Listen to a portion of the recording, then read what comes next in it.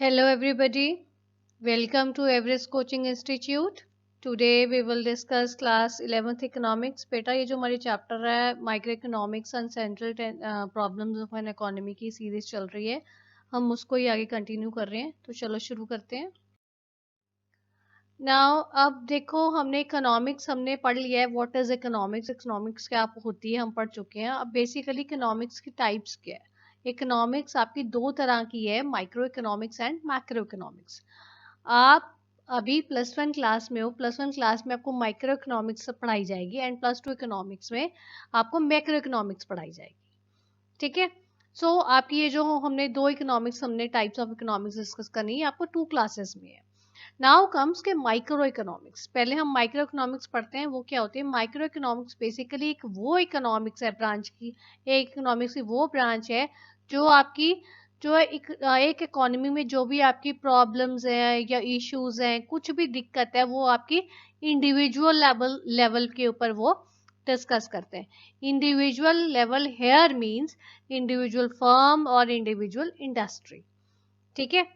उसके बीच में कोई भी हो सकता है, या आप वो आपकी यूनिट जो है प्रोड्यूसर कंज्यूमर कुछ भी हो सकता है.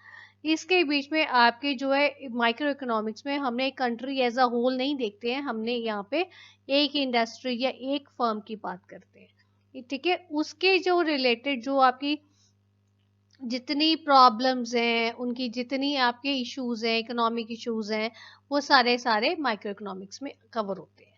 जो मेन इशू माइक्रो इकोनॉमिक्स में आता है इसमें, क्योंकि हम इंडिविजुअल इंडस्ट्री या इंडिविजुअल फर्म की बात करते हैं, तो उस केस में जितनी भी आपके प्रॉब्लम्स आएंगी वो सारी की सारी उस इंडस्ट्री के साथ रिलेटेड होंगी. तो वो बेसिकली ज़्यादा किसके ऊपर डिस्कस करेंगे, हम उसकी जो रिसोर्सेज है कैसे एलोकेट किया जाए उस इंडस्ट्री को. ठीक है. तो इसमें माइक्रो इकोनॉमिक्स में प्रिंसिपल इशू ये होता है. Now comes macro economics. Macro economics जैसे हमने अभी बात की है, माइक्रो इकोनॉमिक्स एक माइक्रो मीन्स छोटा, छोटे लेवल की बात करते हैं. उसके बीच में हम है एक इंडिविजुअल इंडस्ट्री या इंडिविजुअल फर्म की बात करें. पर जो हमारी मैक्रो इकोनॉमिक्स है वो एक हमारी जो है वो बड़ी, मैक्रो मीन्स बिग, बड़े लेवल पे बात करते हैं. यहाँ पे हम सारी की सारी जो बात करते हैं इकोनॉमी एज अ होल की बात कर रहे हैं, एक इंडस्ट्री की या एक फर्म की बात नहीं कर रहे हैं, बट हम aggregate of industries and aggregate of firms की बात करते हैं. ठीक है. तो यहाँ पे जितनी भी हमारी प्रॉब्लम्स होंगी या इकोनॉमिक प्रॉब्लम्स होंगी या कुछ भी हमारे इकोनॉमिक इश्यूज कुछ भी होंगे, वो इकोनॉमी एज अ होल की हम डिस्कस करेंगे. अब माइक्रो इकोनॉमिक्स में हमने जो बात की इंडिविजुअल लेवल पे, तो हमने वहाँ पे जो मेन हमारा कंसंट्रेशन जो होती है उस केस में हमारी एलोकेशन ऑफ रिसोर्सेज की होती है. बट जो हमारी मैक्रो इकोनॉमिक्स है, मैक्रो इकोनॉमिक्स में हमारी जो प्रिंसिपल इशू है या मेन कंसर्न हमारा जो होता है वो हमारा लेवल ऑफ आउटपुट और एम्प्लॉयमेंट के ऊपर होता है, क्योंकि हमने पूरी इकोनॉमी को साथ में लेके चलना है. ठीक है. ये तो बेसिक आपको आइडियाज मैंने बताया है कि इकोनॉमिक्स आपकी हमारी दो तरह की और कौन सी है. अब आगे हम बात करेंगे हमारी difference between micro economics and macro economics. हमने पढ़ तो लिया कि माइक्रो इकोनॉमिक्स क्या होती है एंड मैक्रो इकोनॉमिक्स क्या है, बट माइक्रो और मैक्रो इकोनॉमिक्स में कुछ डिफरेंस भी तो है ना.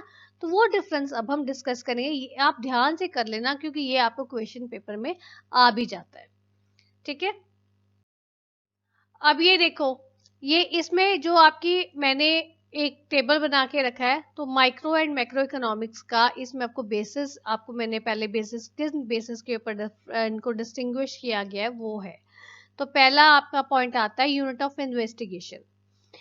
माइक्रो इकोनॉमिक्स में हम किसकी बात करते हैं, एक इंडिविजुअल फर्म या इंडिविजुअल इंडस्ट्री, इंडिविजुअल प्रोड्यूसर और इंडिविजुअल कंज्यूमर जो एक्टिविटी कर रहे हैं उनके ऊपर हम बात कर रहे हैं.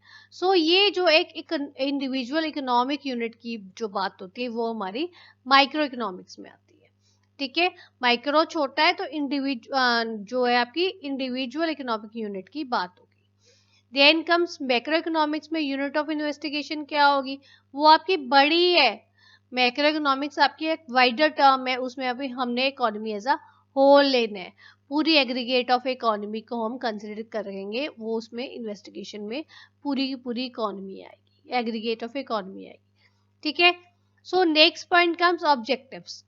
अब जो माइक्रो इकोनॉमिक्स में के क्या मेन ऑब्जेक्टिव्स हैं, देखो माइक्रो इकोनॉमिक्स में जब हमने इंडिविजुअल लेवल पे बात करनी है, इंडिविजुअल इकोनॉमिक यूनिट की बात करनी है, तो बेसिकली हम किसके साथ किसके ऊपर हम डील करते हैं, यहाँ पे ज्यादा कंसेंट्रेट माइक्रो इकोनॉमिक्स में किसके ऊपर करते हैं, that is your price theory.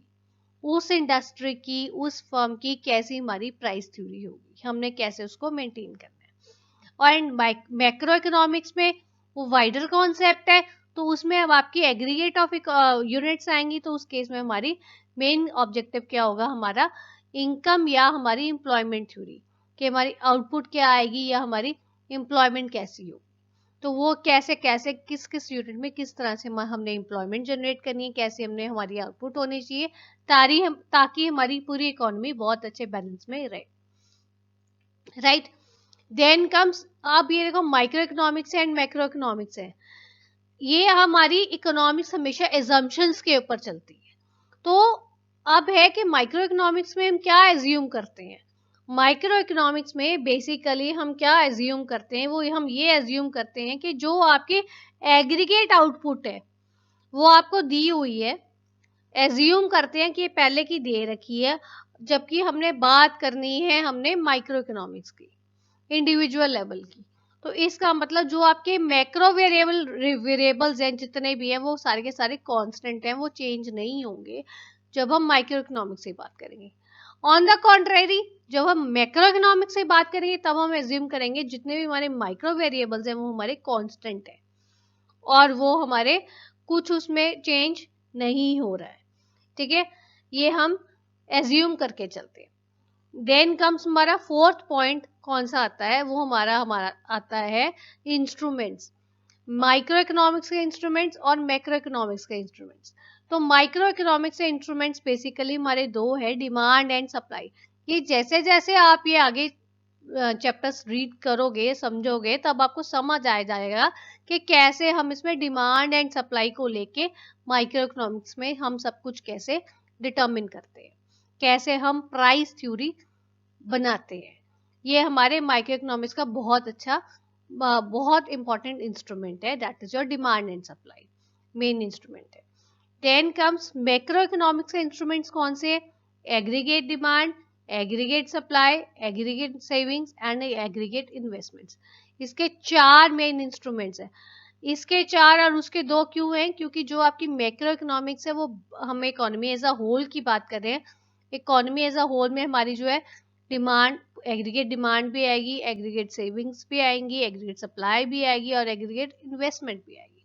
So these are the four instruments of the macroeconomics, ठीक है बेटा। तो ये हमारा डिफरेंस है, मेनली मैंने आपको ये डिफरेंस करवाया माइक्रो इकोनॉमिक्स और मैक्रो इकोनॉमिक्स का, इसको ध्यान से कर लेना क्योंकि ये पेपर में आ जाता है क्वेश्चन, ठीक है बेटा।